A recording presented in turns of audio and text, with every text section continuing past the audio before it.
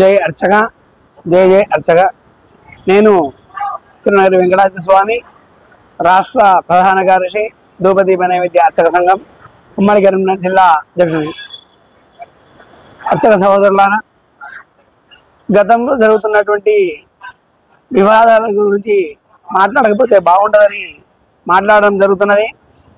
మనము ఏది చేసినా దానిని మేము చేసాం అనేటువంటి చెప్పుకునేటువంటి వారు కొంతమంది తయారవుతున్నారు. మీ అందరికీ తెలుసు ఎవరు కష్టపడుతున్నారు, ఎవరు ఏ పని చేస్తున్నారు. అర్చకుల యొక్క భవిష్యత్తు దృష్టిలో పెట్టుకొని మనం పోరాటాన్ని చేస్తున్నాం. ముఖ్యంగా ఏమిటి, ఉద్యోగ భద్రత, సరైన వేతనము, అర్చకులకు కావాల్సినటువంటి మెడికల్ ఇన్సూరెన్స్ గురించి కొట్లాడడం జరుగుతున్నది. ఆ భగవంతుని దయ వలన కాంగ్రెస్ ప్రభుత్వం వచ్చిన తర్వాత ఎన్నో మార్లు మనం విజ్ఞాపనం చేసుకున్నాం. దానివల్ల ఈరోజు మనకు ఫలాలు అందేటువంటి సమయంలో కూడా కొంతమంది మేమే చేసినాం అనేటువంటిది తాటాకు చప్పట్లాగా బెదిరించడం జరుగుతున్నది. ఇది వాస్తవం కాదు, గ్రహించండి. గతంలో మనం గుర్తింపు కార్డుల గురించి మాట్లాడినా దాని గురించి వివాదం చేశారు. అర్చక రథయాత్ర చేసిన వివాదం చేశారు. మొన్న చండీ హోమం చేసిన దాన్ని కూడా విఫలం చేయడానికి ఎన్నో రకాలుగా ప్రయత్నం చేశారు. ఇవన్నీ కూడా అర్చకులు గ్రహించాలి. ఎవరు వాస్తవంగా ఈ కార్యక్రమాలు నిర్వహిస్తున్నారు, అర్చకుల యొక్క భవిష్యత్తు గురించి ఎవరు పోరాడుతున్నారు దాని గురించి మీరు గ్రహించాల్సిందిగా ఒకసారి తెలియస్తున్నాం.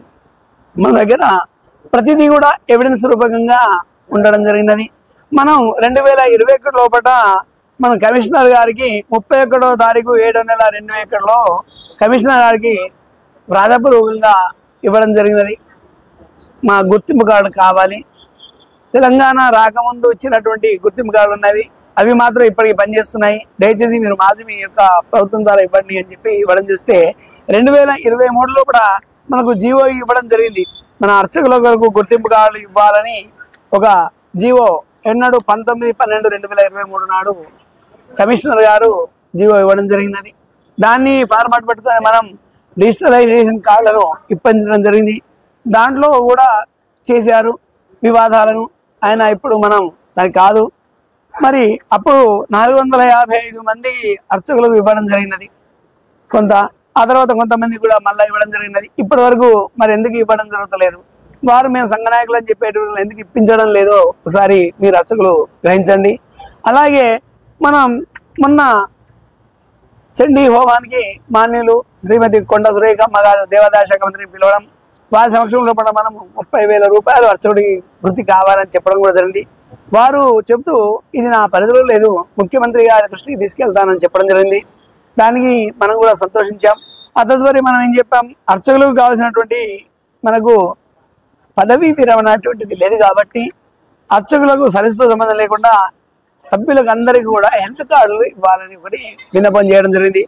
అలాగే మన ధూపదీప నైవేద్య అర్చకులకు మరియు కుటుంబ సభ్యులకు క్యాష్లెస్ నగదు రహితమైనటువంటి వైద్య సదుపాయాన్ని ఒక 5 లక్షల వరకు ఇప్పించాలని కూడా మనం ఒక విన్నపం కూడా ఇవ్వడం జరిగింది. అలాగే మన దురదృష్టవశాత్తు మన ధూపదీప నైవేద్య అర్చకులు ఎవరైనా మరణించవచ్చో ఉద్యోగ నిర్వహణలో ఉండగా రెగ్యులర్ ఉద్యోగులకు ఏ విధంగా అర్చకులకు ఇస్తున్నారో ఆ విధంగానే ఏమిటి ఫైనాన్షియల్ అసిస్టెన్స్ అండ్ ఆర్థిక భరోసాను కూడా కల్పించాలనేటువంటి విజ్ఞాపనను మనం అందించడం జరిగింది. మరి మన దగ్గర మన పూర్తి 6,750 మంది అర్చకుల యొక్క కుటుంబాల డాటా లేదు కాబట్టి మీ ద్వారా అన్ని జిల్లాల కమిషనర్లకు ఇది సమస్యను ఇవ్వడం చేస్తే బాగుంటుందని చెప్పి కమిషనర్ గారికి ధూపదీప నైవేద్య అర్చకులకు మరి ప్రతి కుటుంబ సభ్యుల యొక్క పూర్తి వివరణ డేటా సేకరించాలని వారిని మనం కోరడం జరిగింది. ఇది ఎవిడెన్స్. మనం 24/7/2025లో ఇచ్చినటువంటిది. అంటే మనం కూడా అర్చకుల కొరకు ఇంత కష్టపడుతూ మనం చెప్పుకోలేకపోతున్నాం. అది దురదృష్టము. మన అర్చకులు సరైనటువంటి విధంగా దాన్ని గుర్తించకపోవడం బాధాకరమైనటువంటి. కావున దయచేసి ఎవరు కూడా దీని గురించి వివాదం చేయకండి. అర్చకులుగా ఎవరైతే ఉన్నారో ధూపదీప నైవేద్య అర్చకులు అందరికి కొరకు మనం కొట్లాడుతున్నాం. ఏ ఒక్కరి కొరకు కాదు. వాదేశ్వర గారే మాట్లాడాలని కాదు. మొట్టమొదటి సంఘాన్ని ఉమ్మడి ఆంధ్రప్రదేశ్లో ఏర్పాటు చేసినది కరీంనగర్లోనే.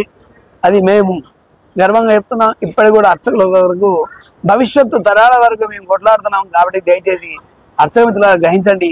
వ్యతిరేకంగా ఎవరైనా మాట్లాడితే మీ అర్చకులే మీ సంగతి చూస్తారని ఘంటాపదంగా తెలుస్తున్నాను. ఇట్లు మీ తిరునగరి వెంకట స్వామి, కరీంనగర్ జిల్లా రాష్ట్ర ప్రధాన కార్యదర్శి.